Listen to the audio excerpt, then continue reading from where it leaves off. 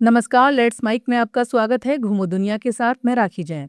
अगर आप पहाड़ों में सिर्फ ठंडी हवा नहीं बल्कि एक जीवंत एहसास ढूंढ रहे हैं, अगर आप चाहते हैं कि आपकी सुबह धुंध में घुली हो, दोपहर देवदार के पेड़ों की खुशबू में और शाम रोशनी से जगमगाती सड़कों पर टहलते हुए गुजरें, तो आपका अगला पड़ाव होना चाहिए शिमला। और इस शहर को सच में महसूस करना है तो आपको उसके दिल तक पहुंचना होगा। माल रोड। शिमला कोई साधारण हिल स्टेशन नहीं है, ये एक कहानी है जो हर मौसम के साथ बदलती है। कभी ये बर्फ से ढकी एक सफेद दुनिया बन जाता है, तो कभी हरियाली से भरा एक शांत आश्रय। लेकिन हर मौसम में एक चीज स्थिर रहती है, माल रोड की धड़कन। ये वो जगह है जहां शिमला सिर्फ दिखता नहीं बल्कि जिया जाता है। जब आप पहली बार माल रोड पर कदम रखते हैं तो आपको सबसे पहले जो चीज महसूस होती है वो है एक अलग तरह की ऊर्जा। यहाँ गाड़ियों का शोर नहीं है, बल्कि लोगों की हंसी, बातचीत और कदमों की आहट है।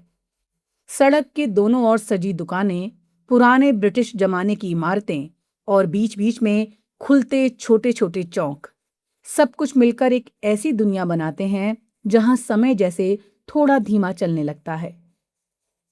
माल रोड की सुबह बेहद सुकून भरी होती है। हल्की धूप, ठंडी हवा और कम भीड़। ये वो समय है जब आप इस जगह को सबसे करीब से महसूस कर सकते हैं। लोग धीरे धीरे टहलते हुए हाथ में चाय या कॉफी लिए इस वातावरण का आनंद लेते नजर आते हैं। वहीं दोपहर होते होते ये सड़क धीरे धीरे चहल पहल से भरने लगती है। दुकानों में खरीदारी करते पर्यटक, कैफे में बैठकर बातें करते लोग और फोटो खिंचवाते परिवार, ये सब इस जगह को एक जीवंत रंग देते हैं। शाम होते ही माल रोड का असली जादू शुरू होता है। जैसे ही सूरज पहाड़ों के पीछे छिपता है, सड़क पर लगी लाइट्स जल उठती हैं और पूरा इलाका एक सुनहरी चमक में नहा जाता है।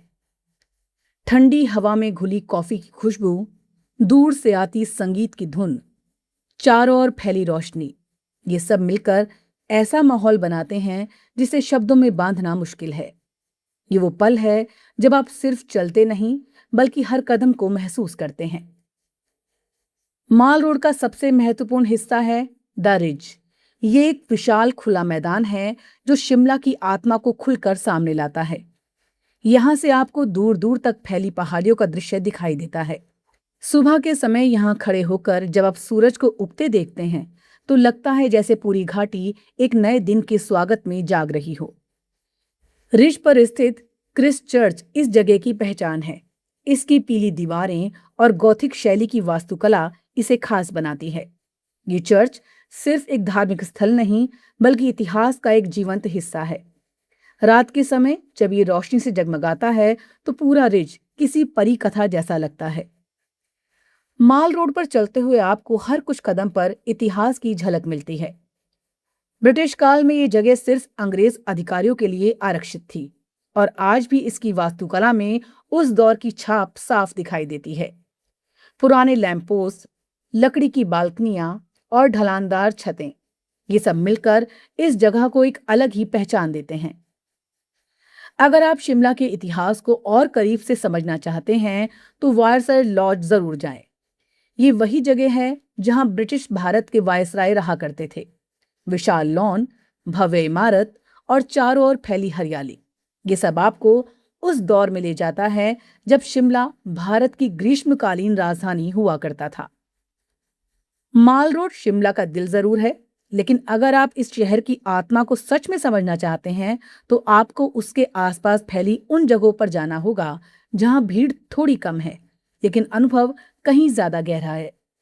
शिमला के आसपास मौजूद ये डेस्टिनेशन सिर्फ साइड ट्रिप नहीं है, बल्कि ये उस कहानी के अध्याय हैं जो इस पहाड़ी शहर को पूरा बनाते हैं। सबसे पहले बात करते हैं कुफरी की। शिमला से लगभग 16 किलोमीटर दूर स्थित कुफरी एडवेंचर और प्रकृति का एक शानदार मेल है। सर्दियों के मौसम में ये जगह पूरी तरह बर्फ की चादर में ढक जाती है और तब यहाँ स्कीइंग, स्लेजिंग और स्नो एक्टिविटीज का मजा लिया जा सकता है। लेकिन कुफरी सिर्फ सर्दियों तक सीमित नहीं है। गर्मियों में जब शिमला में भीड़ बढ़ जाती है, तब कुफरी का शांत और खुला वातावरण आपको राहत देता है। यहाँ की घुड़सवारी, हरे भरे ढलान और दूर तक फैले पहाड़, ये सब मिलकर इसे एक परफेक्ट डे ट्रिप डेस्टिनेशन बनाते हैं। कुफरी में स्थित हिमालयन नेचर पार्क भी खास है, जहां आप हिमालयी वन्यजीवों की झलक पा सकते हैं। अब रुक करते हैं शिमला के सबसे ऊंचे और आध्यात्मिक स्थानों में से एक जाखू टेम्पल की ओर। ये मंदिर समुद्र तल से करीब 8,000 फीट की ऊंचाई पर स्थित है और भगवान हनुमान को समर्पित है। यहां तक पहुंचने का रास्ता थोड़ा चुनौतीपूर्ण है। या तो आप पैदल चढ़ाई करें या फिर रोपवे का सहारा लें।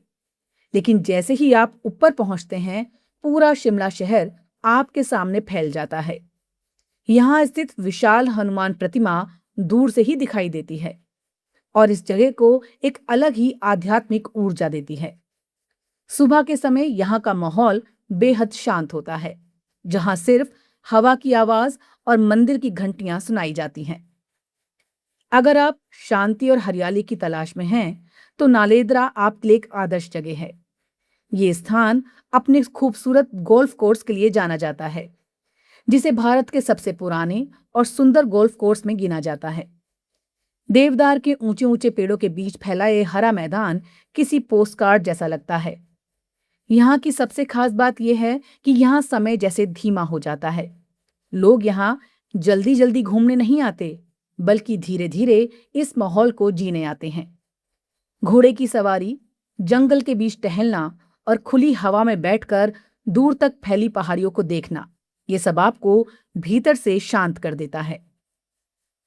अब चलते हैं शिमला से थोड़ी दूर लेकिन अनुभव में बहुत गहरी जगह, चैल की ओर। चैल एक ऐसी जगह है जहां भीड़ कम है और सुकून ज्यादा। ये वही स्थान है जिसे पटियाला के महाराजा ने शिमला से नाराज होकर बसाया था। यहाँ का चैल पैलेस आज भी उस शाही इतिहास की कहानी कहता है। चारों ओर फैले घने जंगल, शांत वातावरण और ठंडी हवा, ये सब मिलकर चैल को एक परफेक्ट रिट्रीट बनाते हैं। यहाँ स्थित दुनिया का सबसे ऊंचा क्रिकेट ग्राउंड भी पर्यटकों के लिए आकर्षण का केंद्र है। इस मैदान तक पहुंचते हुए जो रास्ता है, वो खुद में एक खूबसूरत अनुभव है। अगर आप थोड़ा और गहराई में जाना चाहते हैं, तो शिमला के आसपास के स्थान आपको सिर्फ दृश्य ही नहीं बल्कि अनुभव भी देते हैं। कुफरी का रोमांच, जाखू मंदिर की आस्था, नालदेहरा की शांति और चैल का सुकून, ये सभी मिलकर शिमला को सिर्फ एक हिल स्टेशन नहीं बल्कि एक पूरी यात्रा बना देते हैं। इन सभी जगहों की खास बात यह है कि ये आपको अलग अलग एहसास देते हैं। कहीं आपको रोमांच मिलता है, कहीं शांति, कहीं आध्यात्मिक जुड़ाव और कहीं इतिहास की झलक। और यही विविधता शिमला को खास बनाती है। इसलिए जब भी आप शिमला जाएं, तो सिर्फ माल रोड तक सीमित ना रहें, थोड़ा आगे बढ़ें, थोड़ा रास्ता बदलें और इन आसपास की जगहों को भी अपनी यात्रा का हिस्सा बनाएं। क्योंकि असली सफर वही होता है जहां आप सिर्फ जगह नहीं देखते बल्कि अनुभवों को जीते हैं। घूमो दुनिया के आज की इस यात्रा में सिर्फ इतना ही। अगली बार फिर चलेंगे किसी नई यात्रा पर। तब तक के लिए जुड़े रहिए लेट्स माइक के साथ। नमस्कार।